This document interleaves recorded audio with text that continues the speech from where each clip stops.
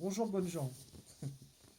Alors, je rigole parce que c'est la troisième fois que je m'y reprends. Bon, j'espère qu'on va y arriver.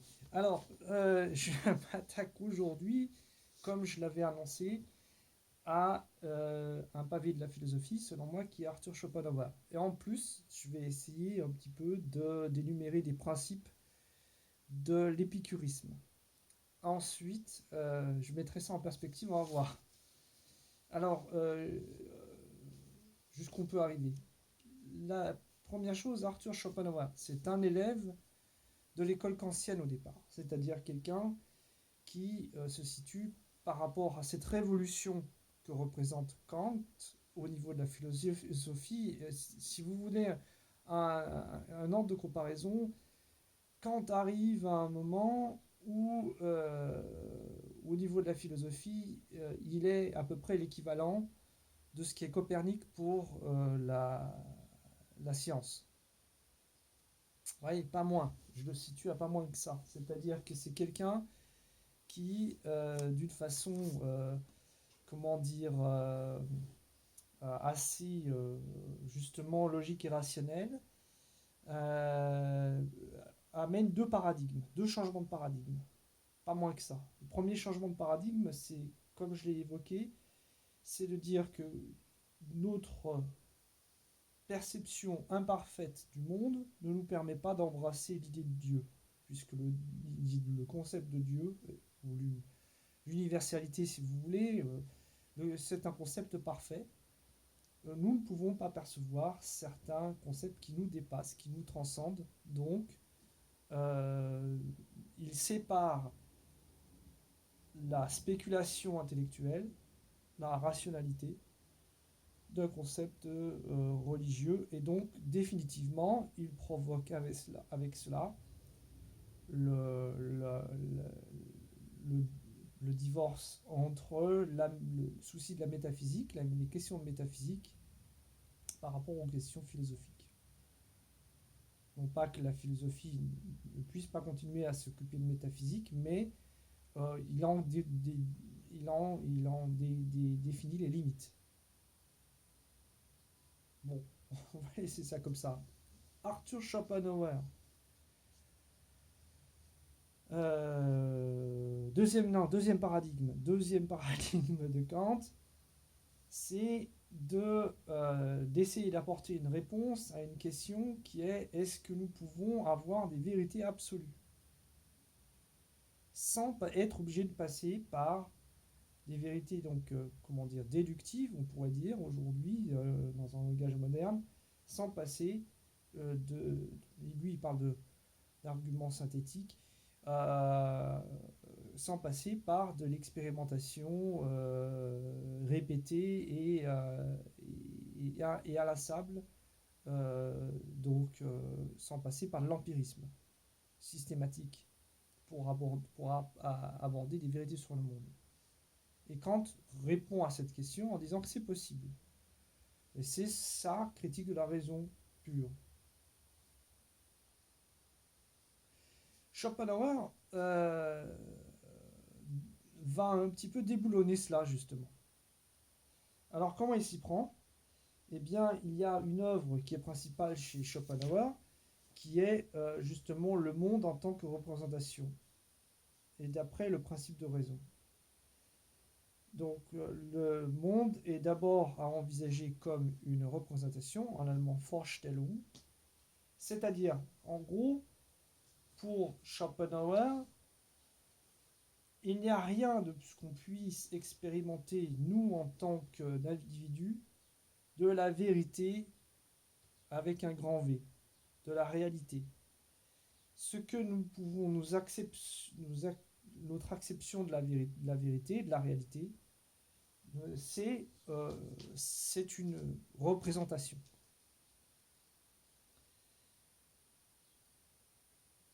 Ce, alors voilà, le monde est ma représentation. Cette proposition est une vérité pour tout être vivant et pensant, bien que chez l'homme, seul, elle arrive à se transformer en connaissance abstraite et réfléchie. Donc en fait, c'est de cela dont les questions. Autant vous avez chez Spinoza l'évocation d'un, par exemple, d'une confusion entre deux. Confusion, j'aime pas trop. Un amalgame entre deux entités, c'est-à-dire Deus, Dieu, le concept divin, et Natura, la nature. Deus sive natura. Alors, là, c'est là où on peut jouer sur les mots, c'est-à-dire Dieu est similaire à la nature, est assimilable à la nature, ou la nature est assimilable au concept de Dieu. Vous voyez, c'est pas exactement la même chose, mais ça s'imbrique. Et donc, c'est ce qu'on pourrait appeler une monade. Là, Schopenhauer revient rajouter une dyade, c'est-à-dire, en gros, si vous voulez, deux entités qui sont bien distinctes l'une de l'autre. Et ces entités distinctes, c'est volonté et intellect. Alors, je vais y revenir là-dessus, parce que, bon, ou sujet connaissant. Euh, donc, en fait, on a bien une division entre sujet et objet. Le sujet est ce qui connaît, et l'objet est ce qui est donc peut être connu par le sujet. Mais le sujet ne peut pas se connaître lui-même, d'accord, que comme volonté qui, elle, parce qu'elle est aussi fondamentalement étrangère à toute autoréflexion, ne peut se connaître qu'à travers ce qu'elle produit comme son autre, à savoir le sujet connaissant. Alors, qu'est-ce que c'est que la volonté chez Schopenhauer? Ça, c'est un concept assez complexe. Et en fait, la volonté, c'est quelque chose qui est propre, qui n'a pas de but en soi. C'est un principe fondamental. Et c'est la chose en soi. Euh, donc, en fait, c'est un peu, en gros, ce qui sous-tend l'existence, hein, une condition inconditionnée de l'existence, de la réalité ou de la chose. Donc, ce serait la trame qui sous-tend toute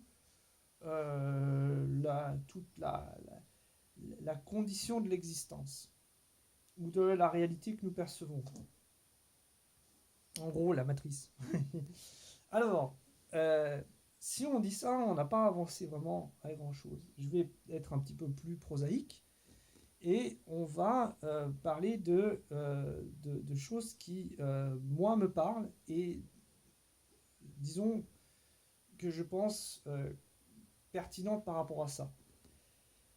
Nous sommes, en tant qu'être humain, mués par une espèce instinct de survie, instinct de conservation de la vie. Eh bien, cet instinct de conservation de la vie, nous n'y pouvons rien, nous ne pouvons pas y changer grand-chose. Et en gros, ce que dit Schopenhauer, ça, c'est ce qui nous maintient en vie, hein, ce qui nous empêche de passer à l'acte. Bien sûr, des fois, il y a des passages à l'acte, mais donc il y a aussi des pulsions. Freud parle de pulsions de mort, où disons, en fait, on est par rapport à au concept de souffrance, quelque chose qui rentre en compte chez Schopenhauer aussi, ce concept que l'existence est une souffrance. C'est pour ça qu'on a dit de Schopenhauer qu'il était pessimiste, mais en fait il est dans la même constatation que les bouddhistes par rapport à ça. L'existence est une souffrance permanente parce que nous sommes sujets non pas alors oui à nos passions quelque part, si on prend un terme spinoziste, où on est sujet aux passions si on prend un terme stoïcien, où on est sujet à des désirs. Et là, on est chez les épicuriens. Voilà, donc c'est là où je peux faire le passage entre les épicuriens et Schopenhauer. Donc les désirs de la vie, notamment Schopenhauer euh, s'est beaucoup penché sur la question des rapports entre hommes et femmes, entre autres les rapports sexuels.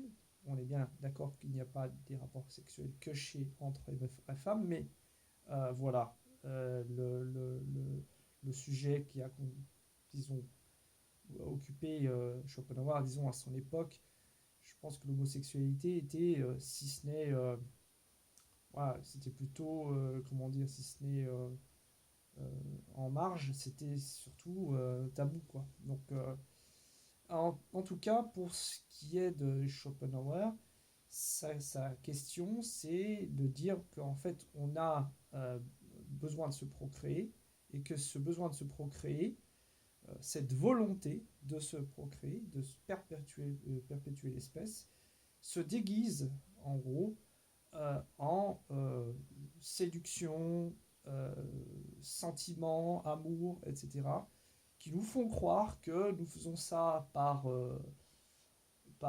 intérêt individuel, et finalement, en fait, nous sommes manipulés par notre volonté. Et nous n'en avons pas conscience. Voilà. Et alors, je vais maintenant revenir sur l'épicurisme. Alors, l'épicurisme, en gros, on connaît l'épicurisme essentiellement grâce à un élève romain de l'épicurisme qui s'appelait Lucrèce. Michel Onfray en parle très bien. En fait, et pour Épicure, si vous voulez, pour les épicuriens, il y a trois formes de désir. S'ils sont assouvis, qui peuvent amener à des plaisirs. Le premier, c'est un désir naturel et nécessaire, style avoir soif, avoir faim, avoir besoin de respirer, le désir de... Voilà, il y a des désirs naturels et nécessaires. Donc, par exemple, le désir de procréation est un désir naturel et nécessaire selon Épicure, traduit par Lucrèce si vous voulez. Donc, chez les épicuriens, on ne voit pas d'obstacle à vouloir finalement, entre guillemets, copuler avec un individu. Ça fait partie du sexe opposé ou du même sexe, ça c'est au choix, mais ça fait partie des besoins, des désirs naturels et nécessaires. Alors, bon, quelle est la position des épicuriens par rapport au fait de l'homosexualité? Là, je ne vais pas rentrer dans les détails parce que j'avoue humblement que j'en sais fiche trop rien. Non, en tout cas, voilà, on parle de besoin, de désir. Moi, je parle de besoin, vous voyez, donc je passe tout de suite à d'autres systèmes logiques, les besoins fondamentaux de Maslow, etc. Mais on va revenir sur ça. Donc, les désirs, qui peuvent être assouvis, et donc pour les épicuriens, naturel et nécessaire, naturel et pas nécessaire, c'est-à-dire je peux avoir faim, mais par exemple, est-ce que j'ai envie de manger, je sais pas moi, on peut très bien, pour se subvenir à ses besoins, se contenter de manger un bout de pain et puis de l'eau.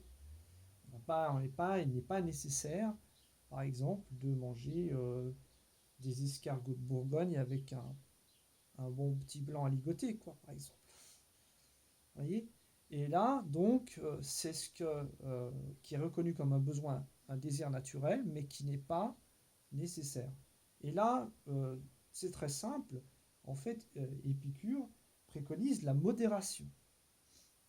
Et la troisième catégorie, ce sont les besoins non naturels et forcément donc non nécessaires.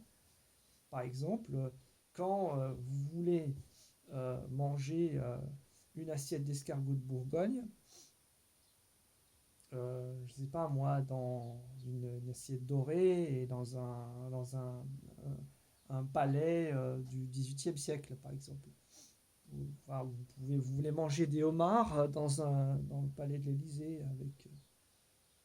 Vous voyez ce que je veux dire? Donc là, en fait, là, ça devient, pour Épicure, là, on transgresse les modérations, justement. On est dans des désirs qui ne font que satisfaire l'ego et enfin, lui, il le traduit par hybris, c'est-à-dire l'exagération, la mégalomanie, c'est-à-dire j'en veux plus, j'en ai jamais assez. Et tout cela n'est ni naturel ni nécessaire. Donc c'est proscrit par les épicuriens. Voilà. Donc en gros, quand on parle de l'épicurisme, on dit que c'est la voie du plaisir. Oui et non, c'est la voie du plaisir procurée par des désirs naturels et nécessaires, ou naturels et éventuellement non nécessaires, mais avec modération.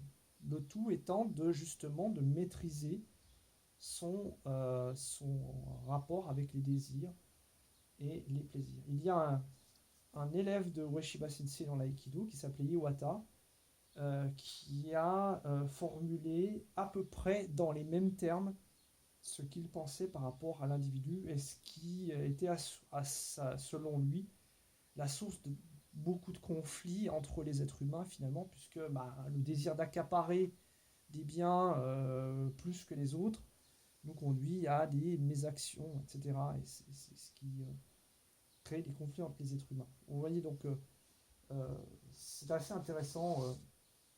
On peut trouver des ponts entre les différentes cultures. Alors,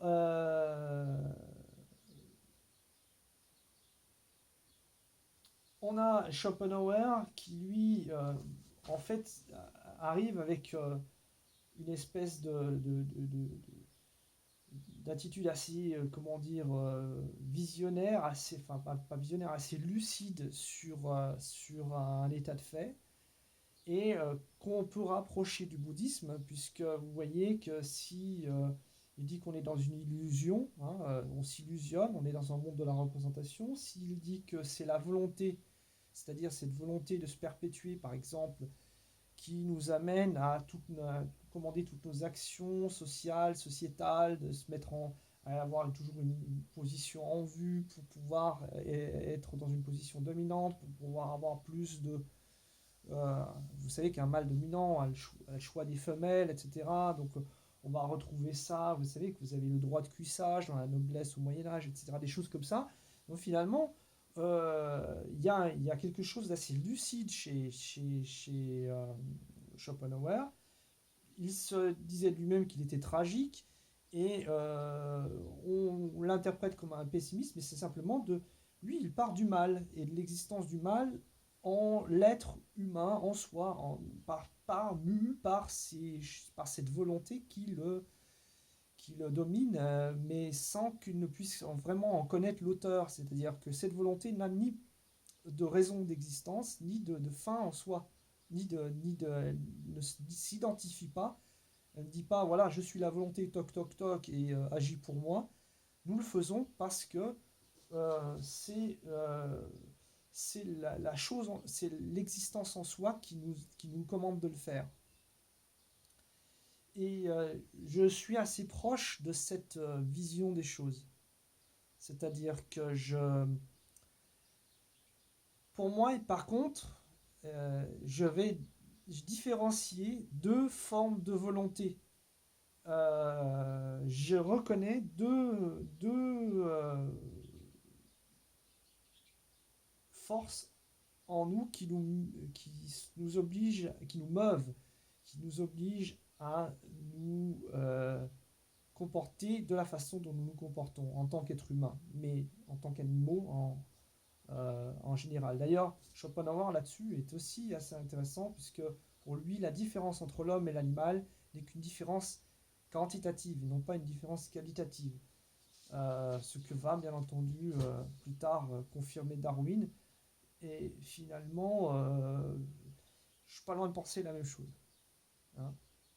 Euh, alors, en fait, pour moi, il y a deux tendances. Il y a une tendance, c'est la volonté de perpétuation de l'espèce, c'est-à-dire que notre but en tant qu'individu appartenant à une espèce animale en particulier, cette volonté de perpétuation, de conservation de cette espèce en particulier. Nous sommes programmés pour conserver et perpétuer cette espèce, en l'occurrence l'espèce humaine.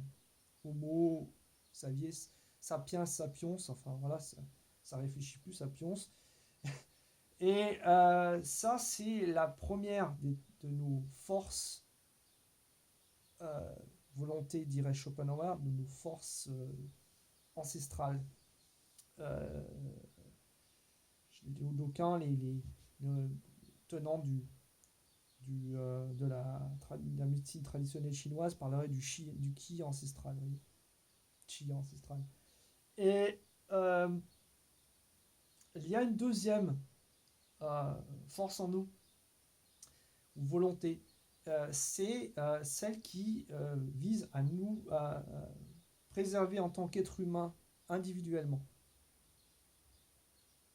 C'est-à-dire, bien entendu, elle est sous-jacente à l'autre, mais elle peut rentrer en conflit avec l'autre.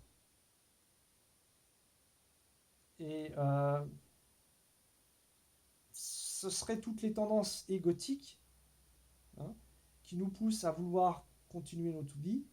Donc ça peut rentrer en conflit avec la conservation de l'espèce. Si vous êtes âgé au-delà du raisonnable, par exemple, mais que vous voulez garder votre place quelque part, ça va à l'encontre de la logique de la conservation de l'espèce. Et pourtant, nous avons un instinct de conservation qui est tellement puissant que, bien entendu, nous avons du mal à accepter et le vieillissement, et la décrépitude, et la mort.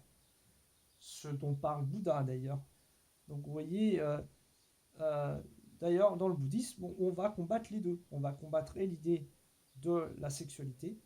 Il y a des passages où Bouddha dit, oui, voilà, il parle à une femme, et puis en lui parlant, ses cheveux tombent, donc en gros, de façon imagée, il est en train, en allégorie, d'expliquer qu'elle devient une nonne. Il la convertit. Et...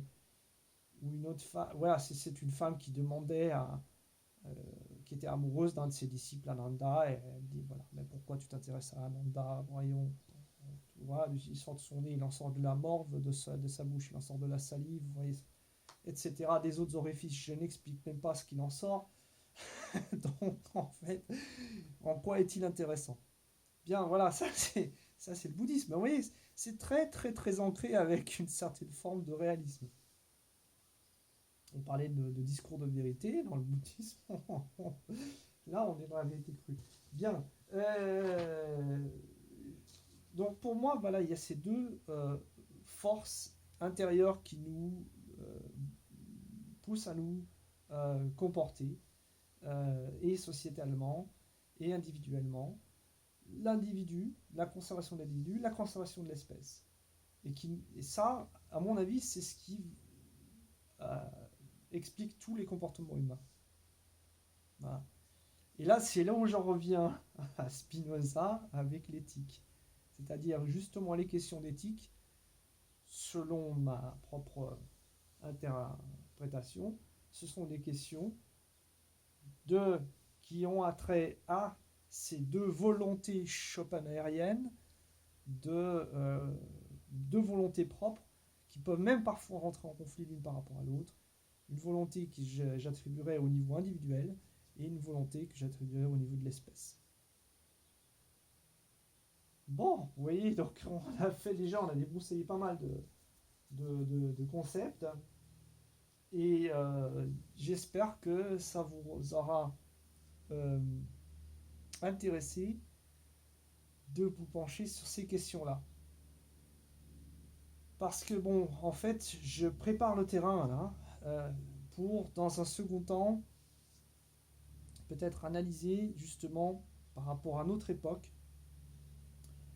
à mon avis, ce qu'il y a de déviant ou ce qu'il n'y a pas de déviant. Je crois que Schopenhauer parlait de perversité, ou c'est peut-être... oui, enfin voilà, justement, hein, quand on dépasse, quand on perd le but, quand on est justement...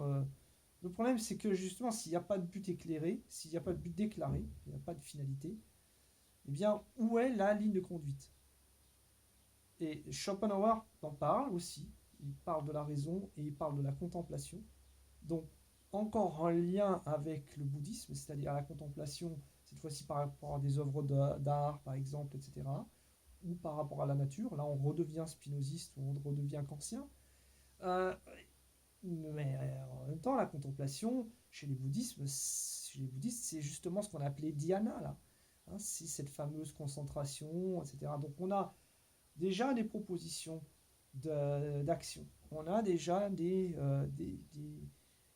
quelque chose qui va nous guider pour nous amener, entre guillemets, notre esprit à s'élever au-delà de sa condition bassement terrestre, dirait Schopenhauer.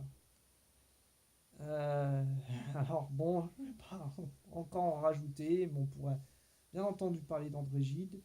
Euh, mais là, on dépasse le cadre. Donc, on a des pistes et je vais, dans un second temps, j'essaierai d'amener justement à réfléchir sur ces pistes et notamment par rapport à la situation actuelle, et par rapport à comment moi je vois notre époque et comment euh, j'essaye, disons,